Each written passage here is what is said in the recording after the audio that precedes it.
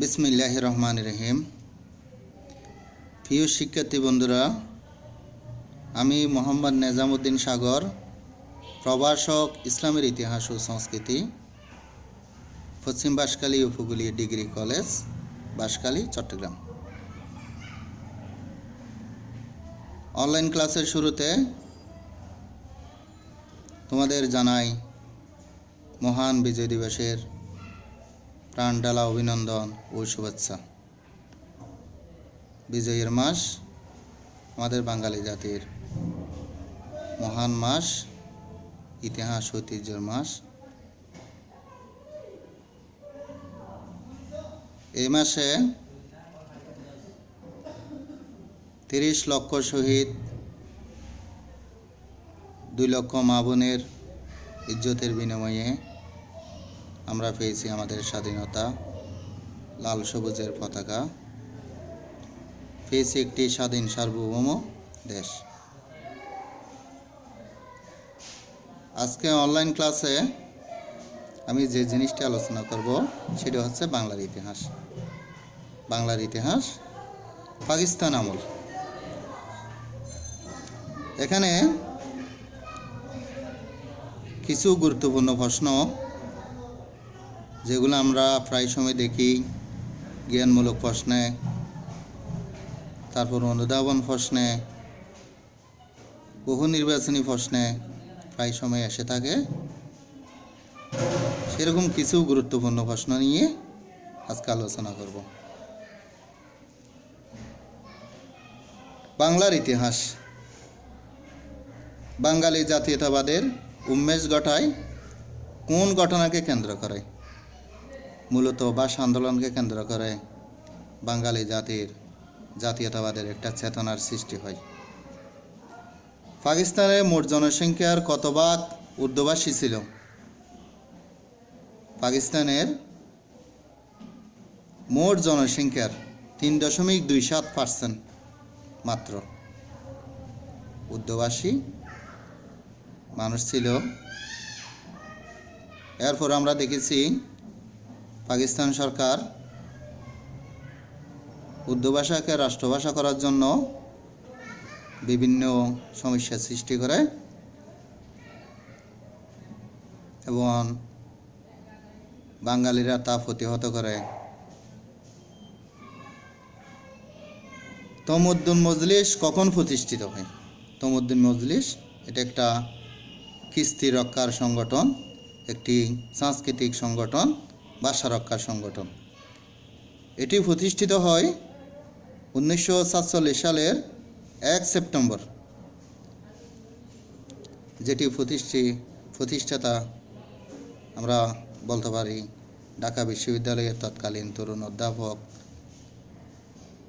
আবুল কাশেম, যিনি পদার্থবিজ্ঞানের অধ্যাপক ছিলেন। তিনি তমদ্দুন মজলিস নামক একটি সাংস্কৃতিক সংগঠন গড়ে তুলছিলেন। শহীদ মিনার। শহীদ মিনার কত সালে নির্মিত হয়? ভাষা শহীদদের স্মরণ রাখার জন্য শহীদ মিনার 23 ফেব্রুয়ারি 1952 সালে সর্বপ্রথম নির্মাণ করা হয়। প্রিয় শিক্ষার্থীরা, উর্দু এবং উর্দুই হবে পাকিস্তানের একমাত্র রাষ্ট্রভাষা। এ ঘোষণা সর্বপ্রথম কে দেন?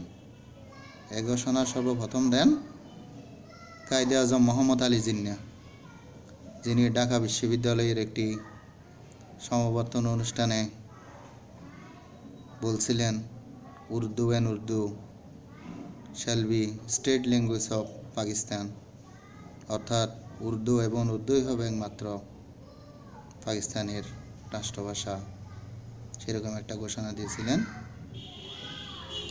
প্রিয় শিক্ষার্থী বন্ধুরা, যুক্তফ্রন্ট কখন গঠিত হয়?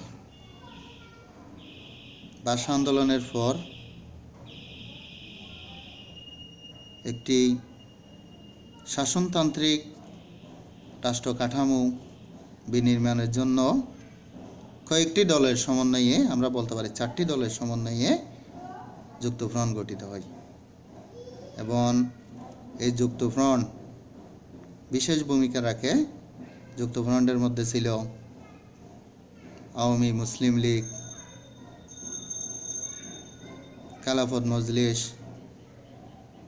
কৃষক শ্রমিক পার্টি, গণতান্ত্রিক পার্টি, বাম দল। এই 4টি দলের সমন্বয়ে মূলত যুক্তফ্রন্ট গঠিত হয়েছিল।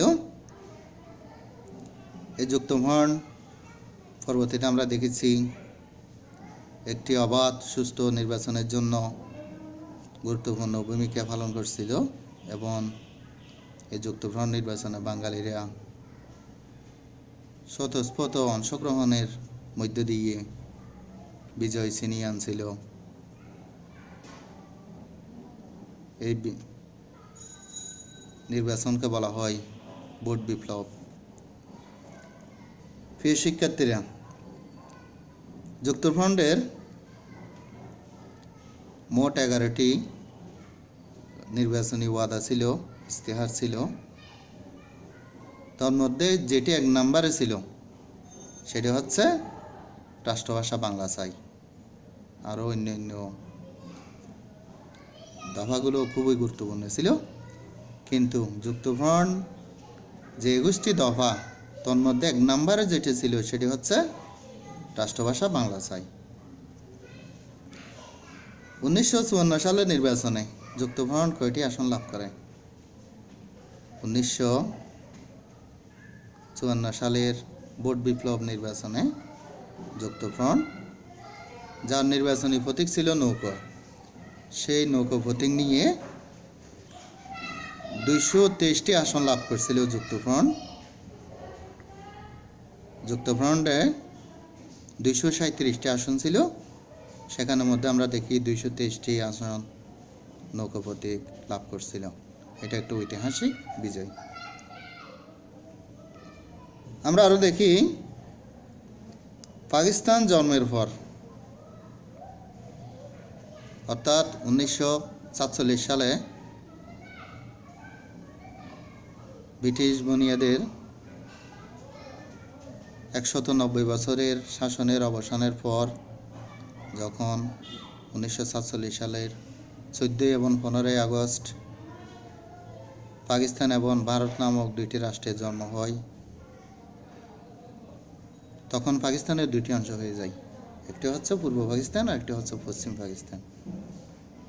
পশ্চিম পাকিস্তানের রাজধানী হয় করাচিতে, আর পূর্ব পাকিস্তানের রাজধানী হয় ঢাকাতে। প্রিয় শিক্ষার্থীরা, পাকিস্তানে পূর্ব বাংলার জনগণ ছিল সংখ্যাগরিষ্ঠ। বাঙালি জাতির মুক্তির সনদ কাকে বলা হয়? বাঙালি জাতির মুক্তির সনদ বলা হয় ঐতিহাসিক 6 দফাকে, যে সনদকে বলা হয় মানুষের সনদ। শোষণের বিপক্ষে ন্যায়ের পক্ষে সনদ, যাকে বলা হয় মেঘনা কাটা সনদ বা মহাসনদ, যেখানে বাঙালি জাতির মুক্তির কথা ছিল, একটি সাহিত্য শাসন এবং বাঙালি জাতির যেটি ন্যায্য অধিকার সেটা আদায়ের জন্য একটা মেসেজ ছিল। ঐতিহাসিক 6 দফায়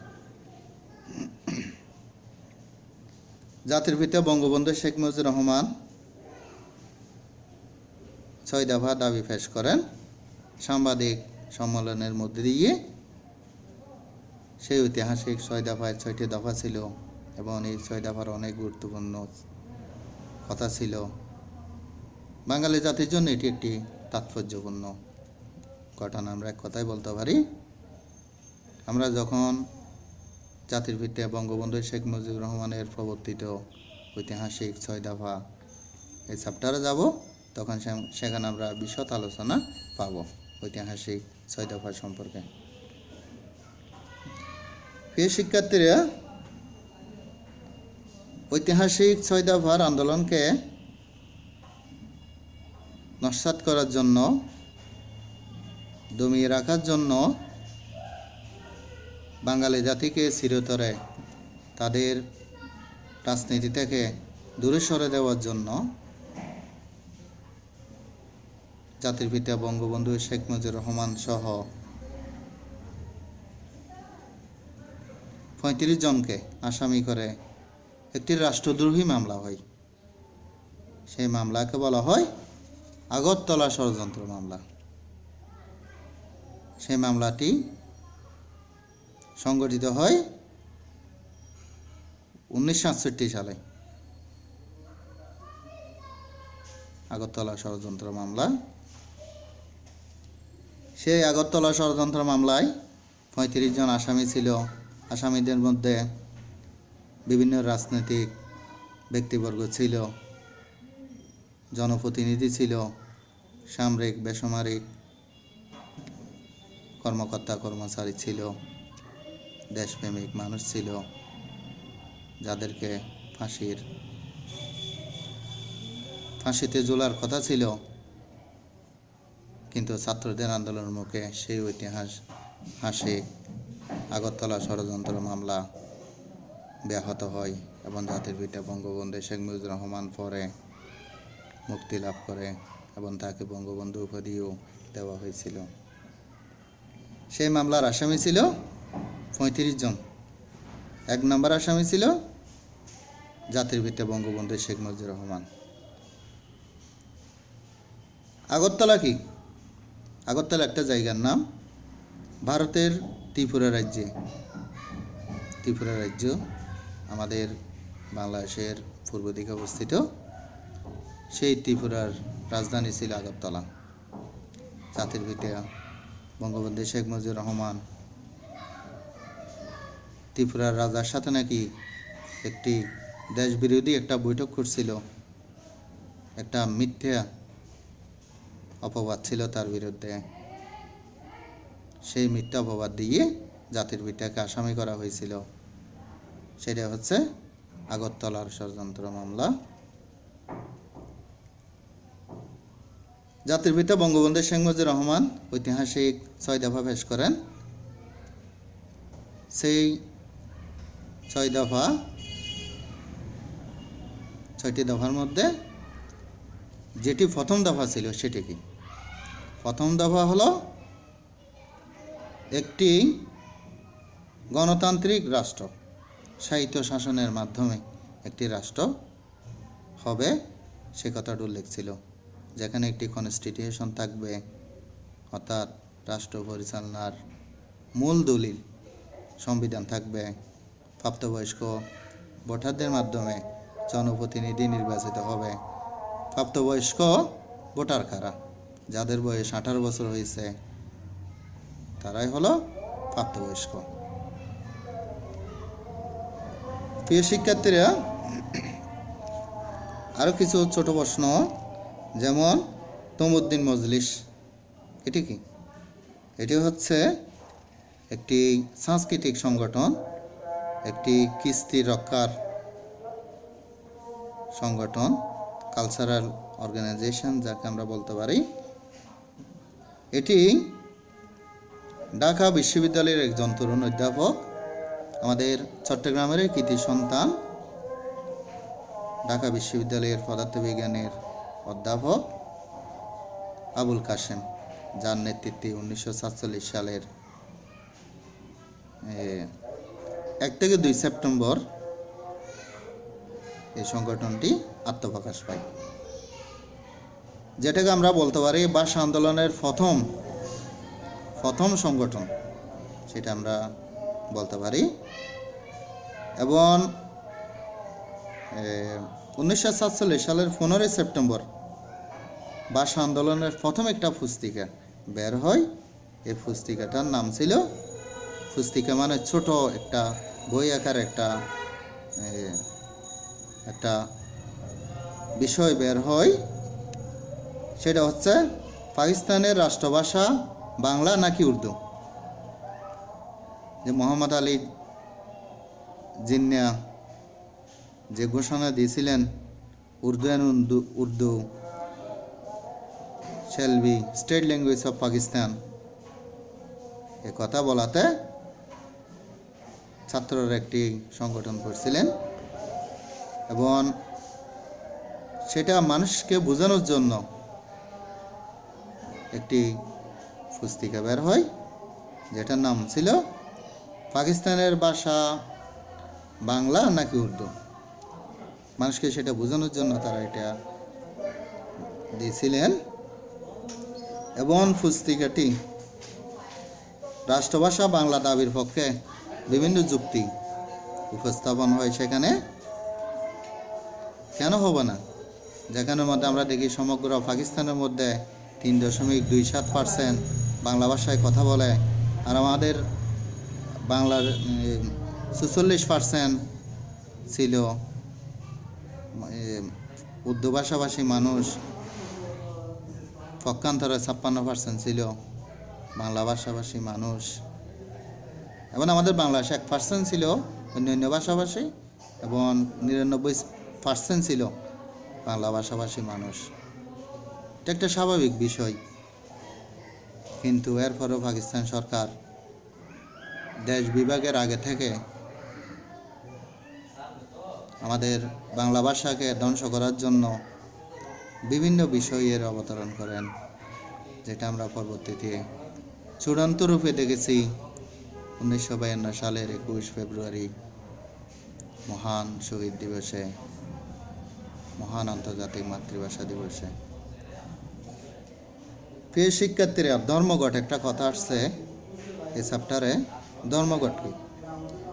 ধর্মঘটকে আমরা বলতে পারি স্ট্রাইক,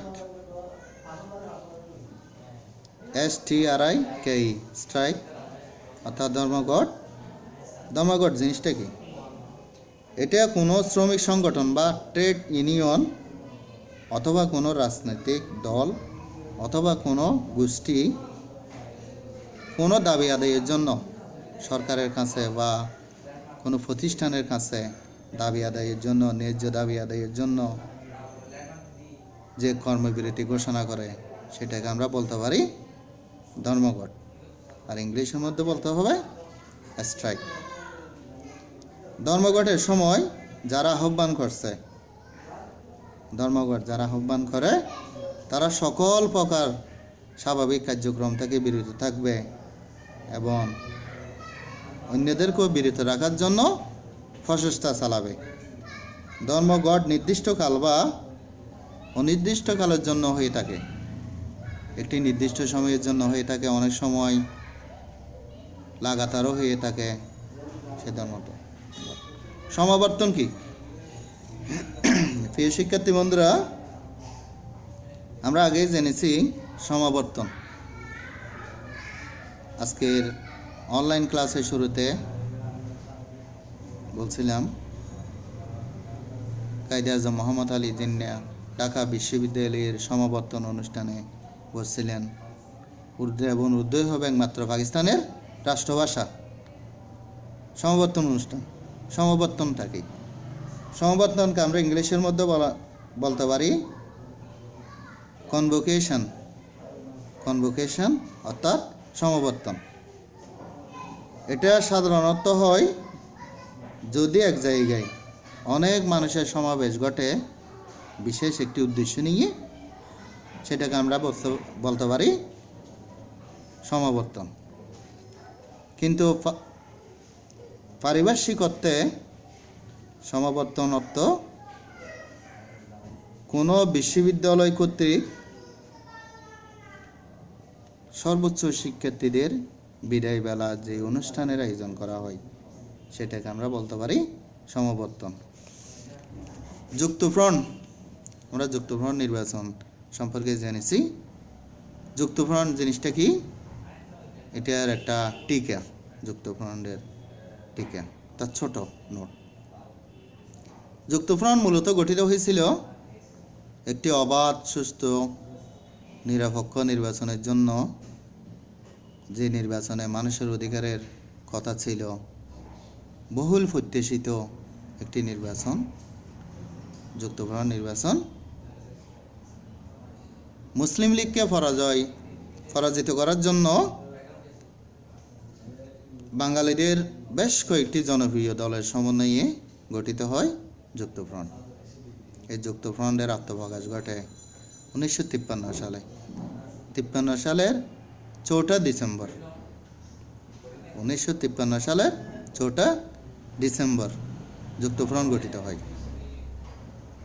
জোটবদ্ধ একটি নির্বাচন, সেটা যুক্তফ্রন্ট। যুক্ত মানে যুক্ত, জোট।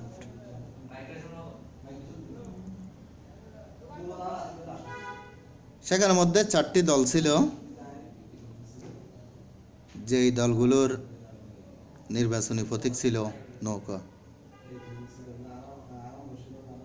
যে 4টি দল, সেই দলের মধ্যে ছিল আওয়ামী মুসলিম লীগ,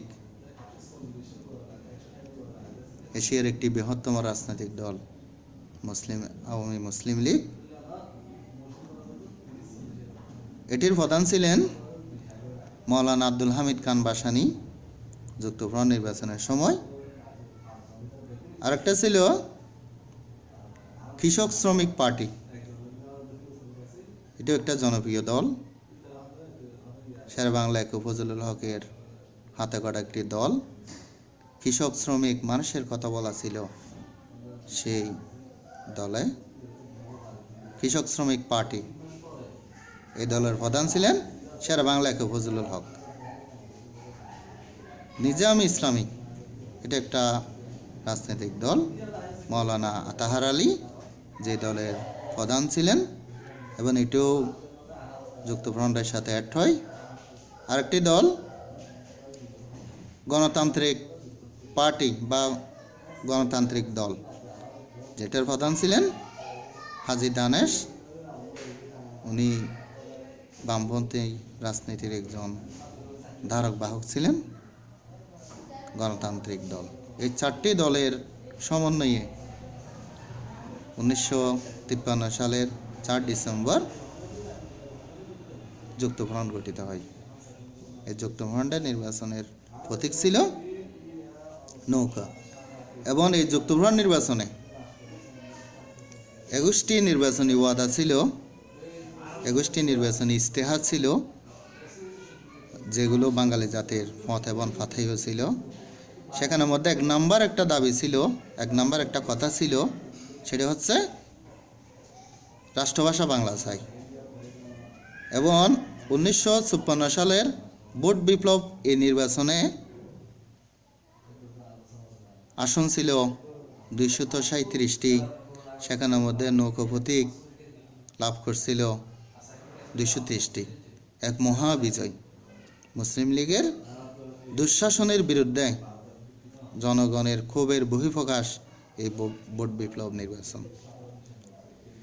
প্রিয় শিক্ষার্থীরা, আমলা নামক একটা আমরা শব্দ পেয়েছি। আমলা, একটি দেশের আমলা শ্রেণী বলতে ওই শ্রেণীকে বোঝায় যারা সর্বোচ্চ পদে সরকারি কর্মকর্তা, তাদেরকে আমরা আমলা বলতে পারি। অর্থাৎ সরকারি সর্বোচ্চ প্রশাসনিক কর্মকর্তা, যাদেরকে আমরা বলতে পারি আমলা। যেমন সচিব, এরা আমলা। সামরিক, বেসামরিক উভয় ধরনের আমলা আমরা দেখতে পাই।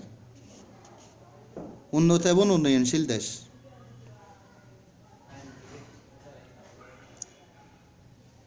ডেভেলপিং কান্ট্রিজ এবং আন্ডার ডেভেলপ কান্ট্রি, সেগুলোতে আমরা তাদের একটা প্রভাব দেখি। আমাদের বাংলাদেশও একটা উন্নয়নশীল দেশ, যে দেশ মধ্যবিত্ত এর দিকে যাচ্ছে। তো আমাদের দেশেও আমলাদের একটা প্রভাব বেশি। সারা পৃথিবীতে আমরা দেখি 3টা দেশগুলোকে 3 শ্রেণীতে আমরা ভাগ করতে পারি। একটা হলো উন্নত দেশ, যেমন মার্কিন যুক্তরাষ্ট্র, চীন, সৌদি আরবিয়া, ফ্রান্স, ব্রিটেন, সেগুলো অনেক উন্নত দেশ। পক্ষান্তরে আবার কতগুলো দেশ উন্নয়নশীল দেশ, যেমন আমাদের বাংলাদেশ, ভারত, আরও অনেক দেশ উন্নয়নশীল দেশ। পক্ষান্তরে কতগুলো দেশ আছে একদম অনুন্নত দেশ, যেমন আমরা কেনিয়ার কথা বলতে পারি, সোমালিয়ার কথা বলতে পারি, মিয়ানমারের কথা বলতে পারি, সেরকম আরও অনেক দেশ। তো যেগুলো অনুন্নত এবং উন্নয়নশীল দেশ, সেখানের মধ্যে সরকারি বেসরকারি সর্বোচ্চ রাষ্ট্রীয় কর্মকর্তারা, প্রশাসনিক কর্মকর্তারা, সরকারি চাকরিজীবীরা একটা প্রভাব খাটায়, সেটা হচ্ছে আমলাতন্ত্র। আমলাদের একটা প্রভাব আছে, এরা বেশি সুযোগ নেই এবং সুবিধাবাদীও তাদেরকে বলা হয়। দেশ শাসনে এদের একটা ভূমিকা আছে, আমাদের বাংলাদেশেও এখনও দেখা যায় আমলাদের বিভিন্ন কর্মকাণ্ড। প্রিয় শিক্ষার্থীরা, ইতিমধ্যে এই চ্যাপ্টারে আমরা আরেকটি গুরুত্বপূর্ণ জিনিস জেনেছি, সেটি হচ্ছে আওয়ামী মুসলিম লীগ বাংলাদেশের একটি বৃহত্তম রাজনৈতিক দল। শুধু বাংলাদেশ নয়, এশিয়া তথা দক্ষিণ এশিয়ার গুরুত্বপূর্ণ একটি রাজনৈতিক দল, যেই দল মানুষের অধিকারের কথা নিয়ে, ন্যায়ের পক্ষে, শোষণের বিপক্ষে, যেই দলের জন্ম, যেই দলের অনেক ইতিহাস, ঐতিহ্য, সংগ্রাম, অর্জন সব কিছু যে দলকে ঘিরে, সেটা হচ্ছে আওয়ামী মুসলিম লীগ। এই আওয়ামী মুসলিম লীগ 1949 সালের 23 জুন গঠিত হয় এবং সেই 23 জুন ঢাকার রোজ গার্ডেন নামক বাসভবনে একটি সম্মেলনের মাধ্যমে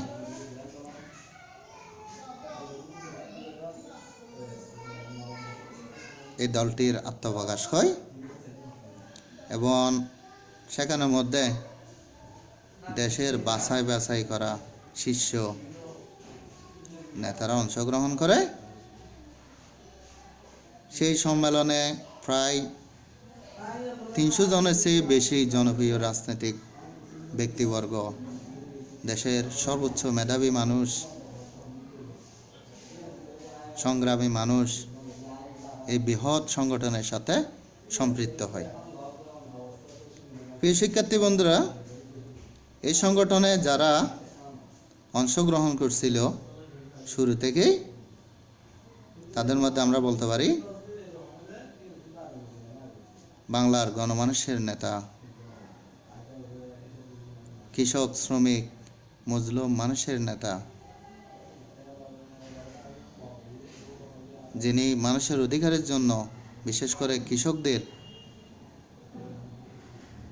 প্রজাদের পক্ষে হয়ে যিনি সবসময় রাজনীতি করছেন, তিনি হলেন বাংলার বাঘ, শেরে বাংলা একে ফজলুল হক। তিনি অংশগ্রহণ করছিলেন। আরেকজন ব্যক্তি আব্দুর রশিদ তরকা বাগিশ, উনি অংশগ্রহণ করছিলেন। এবং আরেকজন ব্যক্তি সবচেয়ে বেশি ভূমিকা রেখেছিলেন, তিনি হচ্ছেন মৌলানা আব্দুল হামিদ খান ভাসানী, যাকে বলা হয় মজলুম জননেতা, যিনি সবসময় কৃষক, শ্রমিক, মানুষের পক্ষে কথা বলতেন, যিনি বলতেন আমি খেটে খাওয়া মানুষের কথা বলি, যারা কাজ করে মাঠে ঘাটে, কলকারখানায়, অফিস আদালতে,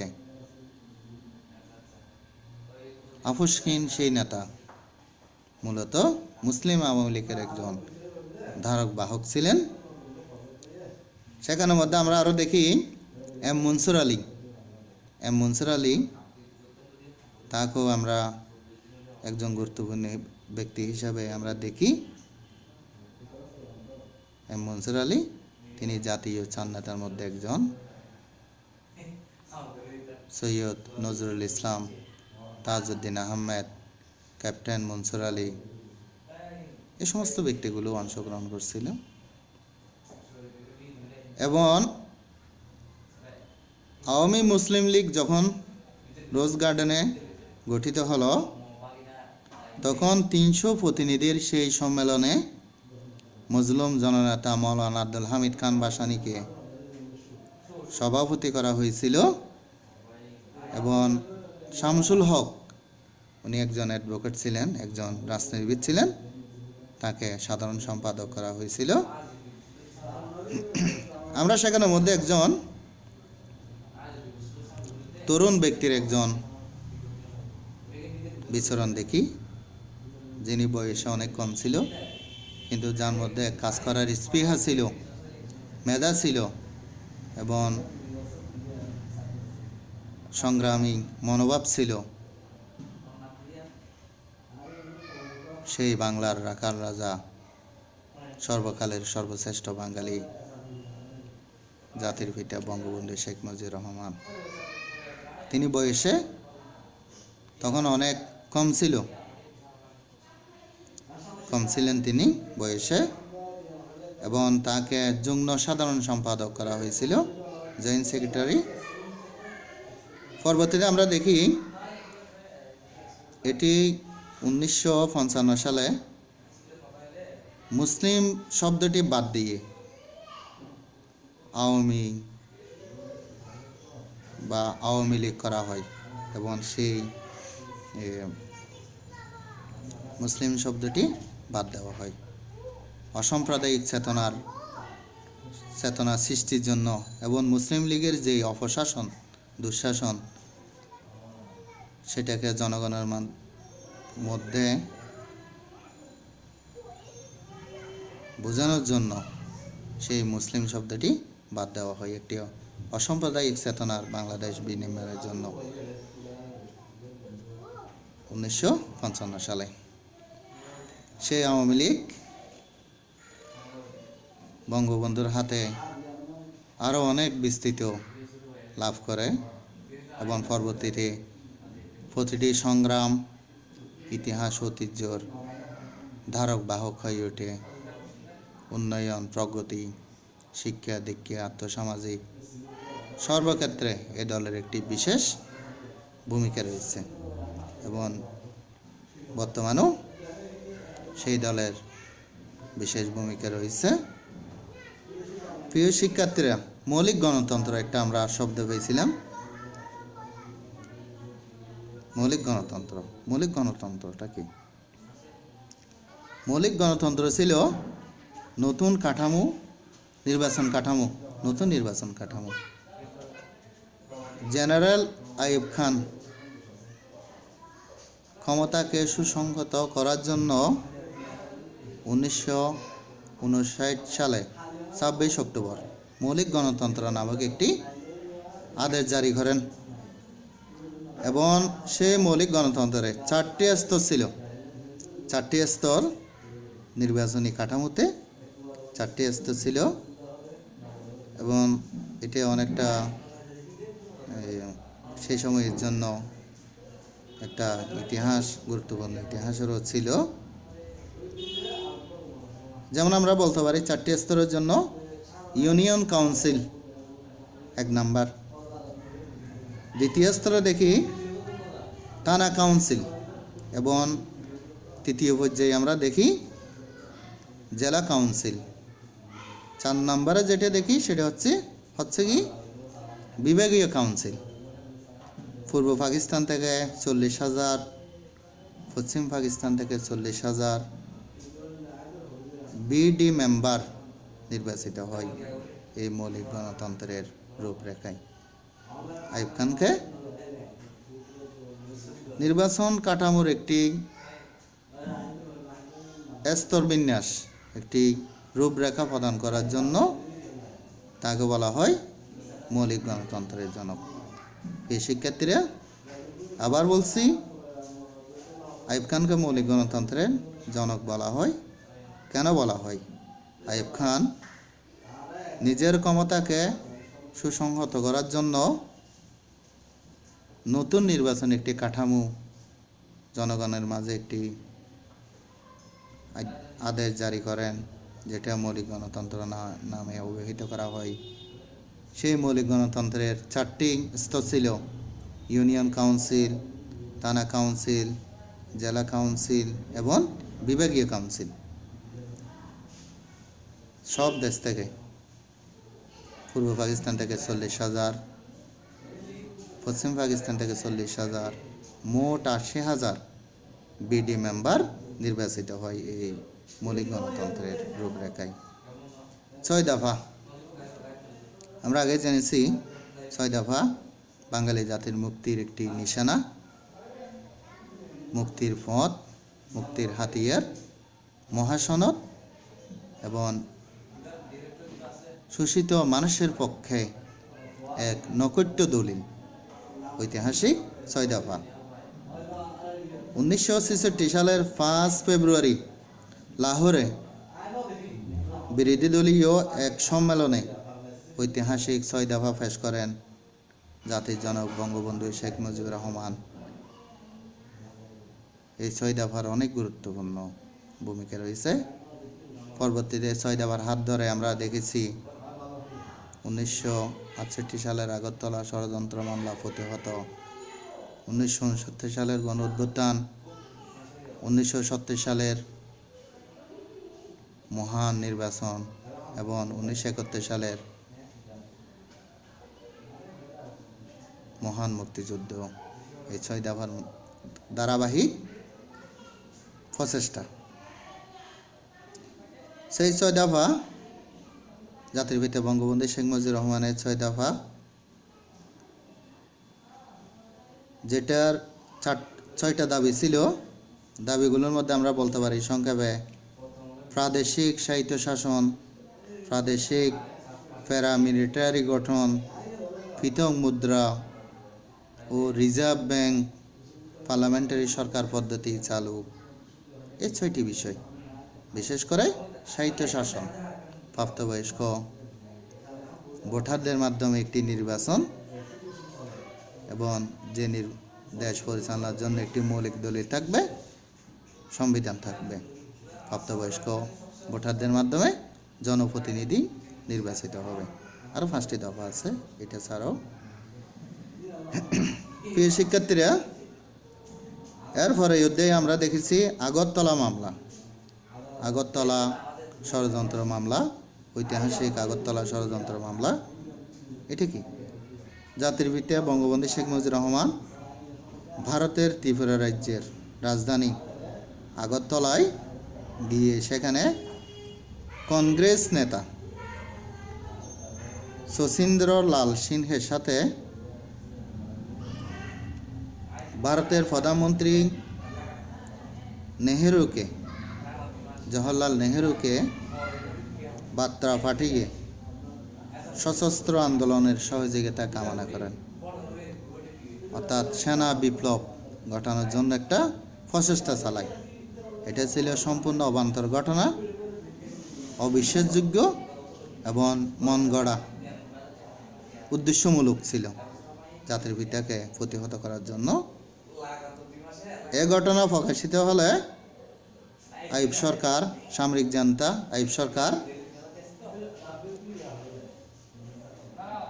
জাতির পিতা বঙ্গবন্ধু শেখ মুজিবুর রহমান সহ দেশ মাতার শ্রেষ্ঠ সন্তানদের বাছাই করে, বিশেষ করে সামরিক কর্মকর্তাদের বাছাই করে একটি মিথ্যা মামলার অবতারণ করেন। সেটাই হচ্ছে আগরতলা ষড়যন্ত্র মামলা। এখানে রাষ্ট্র বনাম জাতির পিতা বঙ্গবন্ধু শেখ মুজিবুর রহমান এবং অন্যান্য এরকম একটা মামলা হয়। মামলাটি ঐতিহাসিক আগরতলা ষড়যন্ত্র মামলা নামে পরিচিত। প্রিয় শিক্ষার্থীরা, কিছু গুরুত্বপূর্ণ প্রশ্ন ঐতিহাসিক তথ্য সালভিত্তিক আমরা এই অধ্যায়ে আমরা পেয়েছি। এই গুরুত্বপূর্ণ প্রশ্নগুলো আমরা শুধু আমাদের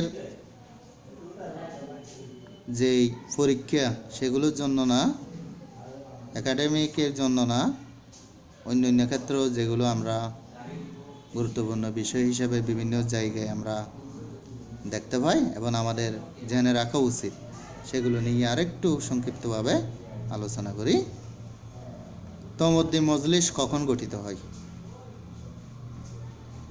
1947 সালের সেপ্টেম্বর তমুদ্দিন মজলিস গঠিত হয়। ভাষা আন্দোলনের প্রথম পুস্তিকার নাম কি? ভাষা আন্দোলনের প্রথম পুস্তিকার নাম হলো পাকিস্তানের রাষ্ট্রভাষা বাংলা নাকি উর্দু। এবং সর্বপ্রথম বাংলা ভাষাকে রাষ্ট্রভাষা করার জন্য গণপরিষদ সদস্য দীনেন্দ্রনাথ দত্ত উনি সর্বপ্রথম উত্থাপন করছিলেন। তিনি ইতিহাসের অংশ হয়ে আছেন। ঢাকা বিশ্ববিদ্যালয়ের ফজলুল হক হলে ছাত্র বুদ্ধিজীবীদের এক সম্মেলনে একটি রাষ্ট্রভাষা সংগ্রাম পরিষদ গঠিত হয়। ছাত্র, শিক্ষক তথা বুদ্ধিজীবীদের নিয়ে একটি সংগঠন কাঁধে কাঁধ মিলিয়ে কিভাবে বাংলাকে রাষ্ট্রভাষা হিসাবে স্বীকৃতি দেওয়া যায় সেটার জন্য একটি সংগঠন করা হয়েছিল। এটা কখন করা হয়েছিল? রাষ্ট্রভাষা সংগ্রাম পরিষদ কখন গঠিত হয়েছিল? রাষ্ট্রভাষা সংগ্রাম পরিষদ গঠিত হয়েছিল 1948 সালের 2 মার্চ। প্রিয় শিক্ষার্থীরা, মোহাম্মদ আলী জিন্নাহ, বারবার বলতেছি, মোহাম্মদ আলী জিন্নাহর একটি উক্তি, উর্দু এবং উর্দুই হবে পাকিস্তানের একমাত্র রাষ্ট্রভাষা, যেটা ঢাকা বিশ্ববিদ্যালয়ের সমাবর্তন অনুষ্ঠানে তিনি বলছিলেন। যদিও বা ছাত্ররা সঙ্গে সঙ্গে না না বলে প্রত্যাখ্যান করেছিলেন। সেই ঘোষণাটা তিনি কবে দিয়েছিলেন? সেই ঘোষণাটা তিনি দিয়েছিলেন 1948 সালের 21 মার্চ। 1948 সালের 21 মার্চ। প্রিয় শিক্ষার্থীরা, কায়েদে আজম মোহাম্মদ আলী জিন্নাহ কবে মৃত্যুবরণ করেন? কায়েদে আজম মোহাম্মদ আলী জিন্নাহ 1948 সালে মৃত্যুবরণ করেন। প্রিয় শিক্ষার্থীরা, আওয়ামী মুসলিম লীগ কখন গঠিত হয়? আওয়ামী মুসলিম লীগ গঠিত হয় 23 জুন 1949 সালে ঢাকার টিকাটলি রোডের রোজ গার্ডেন নামক একটি স্থানে সম্মেলনের 300 প্রতিনিধিদের সম্মেলনের মধ্য দিয়ে। প্রিয় শিক্ষার্থীরা, সর্বদলীয় কেন্দ্রীয় রাষ্ট্রভাষা পরিষদ কবে গঠিত হয়? এটি গঠিত হয় 31 জানুয়ারি 1952। 31 জানুয়ারি 1952। প্রিয় শিক্ষার্থীরা, ফেব্রুয়ারিতে অর্থাৎ 1952 সালের 21 ফেব্রুয়ারিতে কারা কারা শহীদ হয়? শহীদ হয় সালাম, রফিক, বরকত, জাব্বার। এরা শহীদ হয়েছিলেন 21 ফেব্রুয়ারি 1952 সালে। 22 ফেব্রুয়ারি এর পরদিন পুলিশের গুলিতে শহীদ হয় শফিউল এবং রিক্সা চালক আওয়াল। 2 দিন ব্যাপী। প্রিয় শিক্ষার্থীরা, যুক্তফ্রন্ট নির্বাচনে জয়ী হয় কারা? আগেই বলছি, আওয়ামী মুসলিম লীগের নেতৃত্বাধীন যুক্তফ্রন্ট অর্থাৎ নৌকা প্রতীক। এবং এটা হয়েছিল 1954 সালের 8 মার্চ। 1954 সালের 8 মার্চ।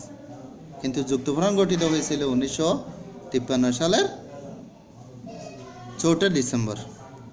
প্রিয় শিক্ষার্থীরা, বাংলাকে রাষ্ট্রভাষা হিসেবে মর্যাদা দেওয়া হয় কবে? 1956 সালের 23 মার্চ। 1956 সালের 23 মার্চ পাকিস্তান সরকার বাধ্য হয়ে বাংলা ভাষাকে রাষ্ট্রভাষার মর্যাদা দেয় এবং সেই রাষ্ট্রভাষা আজ পৃথিবীতে আন্তর্জাতিক মাতৃভাষা এবং পৃথিবীর প্রায় দেশ 21 ফেব্রুয়ারি আন্তর্জাতিক মাতৃভাষা হিসেবে পালন করেন। ইউনেস্কো কর্তৃক 1999 সালে বাংলা ভাষা আন্তর্জাতিক মাতৃভাষা হিসেবে ব্যবহারের অনুমতি লাভ করে। প্রিয় শিক্ষার্থীরা, পাকিস্তানের প্রথম সংবিধান কবে হয়? পাকিস্তানের প্রথম সংবিধান হয় 2 মার্চ 1956 সালে। 2 মার্চ 1956 সালে। প্রেসিডেন্ট ইস্কান্দার মির্জা সামরিক আইন কবে জারি করেন? 1958 সালের 7 অক্টোবর। 1958 সালের 7 অক্টোবর। প্রিয় শিক্ষার্থীরা, আইয়ুব খান কবে মৌলিক গণতন্ত্র জারি করেন? 1959 সালের 27 অক্টোবর। হোসেন শহীদ সোহরাওয়ার্দী কবে মৃত্যুবরণ করেন? হোসেন শহীদ সোহরাওয়ার্দী 1963 সালে 1963 সালে মৃত্যুবরণ করেন। হোসেন শহীদ সোহরাওয়ার্দী, যাকে বলা হয় গণতন্ত্রের মানসপুত্র, যিনি গণতন্ত্রকে সম্মত রাখার জন্য, গণতন্ত্রকে প্রতিষ্ঠা করার জন্য আজীবন সংগ্রামে সামিল হয়েছিলেন। সেই গণতন্ত্রের মানসপুত্র হোসেন শহীদ সোহরাওয়ার্দী। প্রিয় শিক্ষার্থীরা, পাক ভারত যুদ্ধ আমাদের ইতিহাসে একটি গুরুত্বপূর্ণ অধ্যায়। এটি কবে সংগঠিত হয়? পাক ভারত যুদ্ধ 1965 সালে সংগঠিত হয়। প্রিয় শিক্ষার্থীরা, জাতির পিতা বঙ্গবন্ধু শেখ মুজিবুর রহমান কবে ঐতিহাসিক 6 দফা দাবি পেশ করেন? 5 ফেব্রুয়ারি 1966। 5 ফেব্রুয়ারি 1966। আগরতলা ষড়যন্ত্র মামলায় আসামি ছিল জাতির পিতা বঙ্গবন্ধু শেখ মুজিবুর রহমান সহ 35 জন, এবং 1 নম্বর আসামি ছিল শেখ মুজিবুর রহমান। সর্বদলীয় ছাত্র সংগ্রাম পরিষদের কয়টি ঘোষণা ছিল? 11টি ঘোষণা ছিল, অর্থাৎ 11টি দফা ছিল। এটি 4 জানুয়ারি 1969 সালে এটি পেশ করা হয়, যেখানে সর্বপ্রথম শহীদ হয় ছাত্র মতিউর 24 জানুয়ারি 1969 সালে। সে জের ধরে আমরা দেখি রাজশাহী বিশ্ববিদ্যালয়ের একজন প্রথিতযশা শিক্ষক ডক্টর শামসুদ্দোহা, তাকে হত্যা করা হয় 18 ফেব্রুয়ারি 1969 সালে, এবং চিরদিনের জন্য সরকারি ছুটি হিসাবে নির্ধারিত হয় 21 ফেব্রুয়ারি 1969 সালে। এটি রাষ্ট্রীয় ছুটি হিসাবে ঘোষণা করা হয়। আইয়ুব খানের বিরুদ্ধে গণ অভ্যুত্থান সংগঠিত হয় কবে? 1969 সালে। ইয়াহিয়া খানের কাছে সামরিক জান্তা আইয়ুব খান ক্ষমতা হস্তান্তর করেন 1969 সালের 25 মার্চ। মোটামুটি এগুলো হলো আমাদের বাংলার ইতিহাসের পাকিস্তান আমলের গুরুত্বপূর্ণ প্রশ্ন। আরও তোমাদের এ বিষয়ে বিস্তারিত বলা হবে এবং চেষ্টা করব। প্রিয় শিক্ষার্থী বন্ধুরা,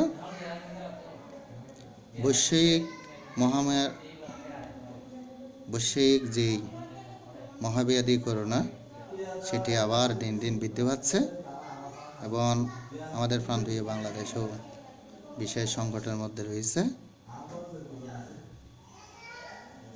তোমরা পড়াশোনার পাশাপাশি স্বাস্থ্যবিধি মেনে চলবে,